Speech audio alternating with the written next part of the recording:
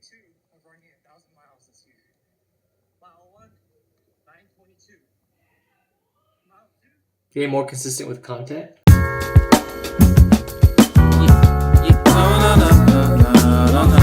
So today is January 2nd, which means it is officially day 2 of vlogging every day, but it is also the first day back at work, which is why I am making this video now at 7 p.m. at night.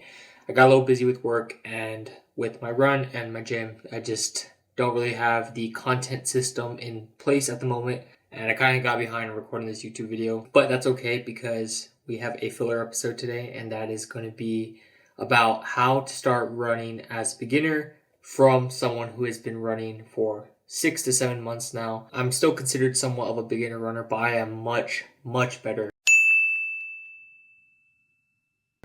than I was when I first started.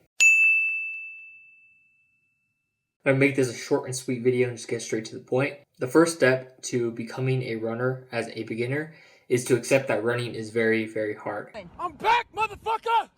Personally, I believe that running is a lot harder to stay consistent with and just to get started with than the gym. And that's because every run as a beginner is a hard run.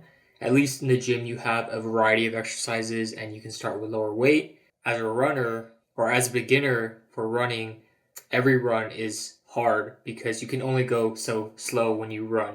But once you accept that this is a difficult challenge, I think you can actually move on to actually becoming a runner. And that leads me to my next talking point, which is gear. I don't necessarily believe that you need the fanciest gear to get started as a runner. I think just like anything, whether it's creating YouTube videos or going to the gym, you can get started with what you have. But you should invest in a good quality pair of running shoes. And just because running is a very impactful sport where as a beginner, you may not be used to being on your feet that much and having your feet absorb that type of impact all the time.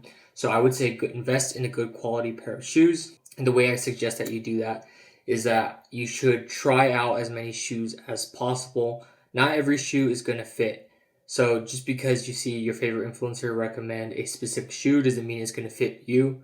I recommend that you shop at a store like Fleet Feet with a 60-day return policy where you can try out as many shoes as you want. This is personally what I did. I went through like 4 or 5 pairs of shoes until I found the pair of shoes that works for me, which happens to be the New Balance Rebel V-Force. Okay, now that we got gear out of the way, let's talk about how to actually start running. First topic is how long to run. Now this is highly dependent on what kind of shape you are in when you start, but you should go out and run as long as you can. This can mean 10 minutes, this can mean 30 minutes. For me, when I first started, this meant 6 minutes. After 6 minutes, I was completely gassed and I actually had to take a walk break in order to catch my breath, which is okay because that's an important part of the next step, which is to take time goals and not distance goals. When I first began running, I set a goal to run 10 minutes straight. I made it to 6 minutes and then had to walk the rest. So I ran 6 minutes, walked 4. And I did this for a few weeks until I was able to slowly increase the time. It's a common misconception that you can't walk during your runs, but that is totally untrue, especially if you're brand new to running.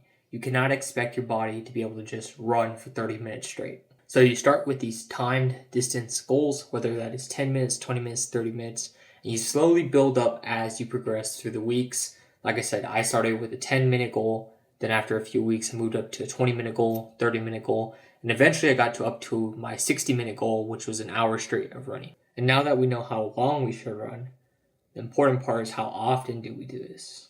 And this is very important for beginners because it is easy to overtrain as beginners.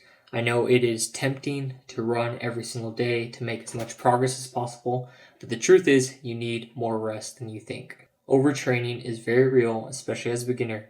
You can get a knee injury, shin splints, ankle injuries, foot injuries, all entirely possible because your body just isn't used to running and the impact that running puts on your body. So I would recommend that you start with a very slow goal of maybe running 1 day, taking 2 days break, then running 1 day, take 2 days break. This is what I did as my approach.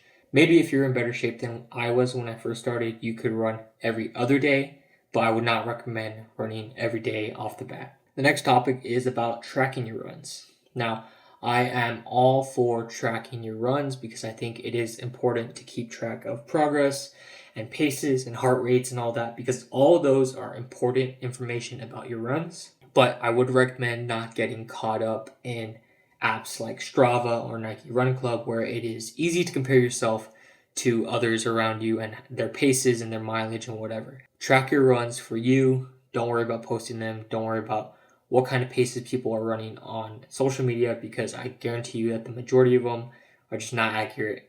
So after a few weeks of running timed distance goals, your endurance should be up to speed where you can maybe now run 30 to 40, maybe 30 to 60 minutes at a time. This is where you can start getting more serious about your training. Now, depending on your goals, whether it is a 5K, a half marathon, a marathon, or even an ultra marathon, there are plenty of training plans out there for free, or you can just build something on your own. But I would highly recommend a training plan, whether you are actually training for a marathon or training for a specific race or not, or if you're just trying to get faster.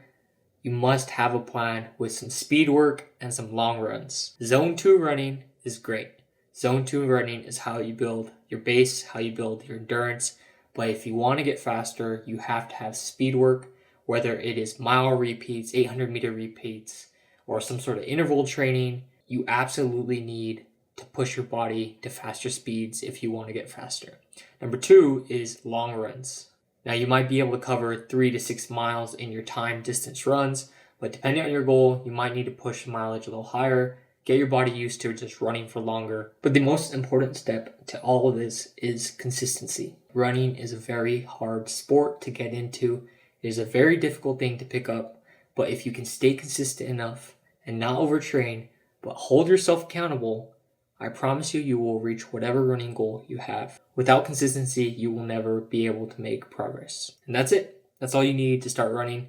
This is exactly the philosophy that I followed for 6 months straight. I did not run every single day. I had plenty of rest days. I even had a few weeks where I just didn't run at all, but I was consistent enough. I had enough good days, more good days than bad days, to the point where I've been able to take my runs from not being able to do half a mile to finally be able to do 10 miles just because. Hope this helps. I'll see you guys tomorrow. Remember when she told me I should travel more? Now she message come home whenever I'm abroad. Let's have it right. Not so hot, let's check.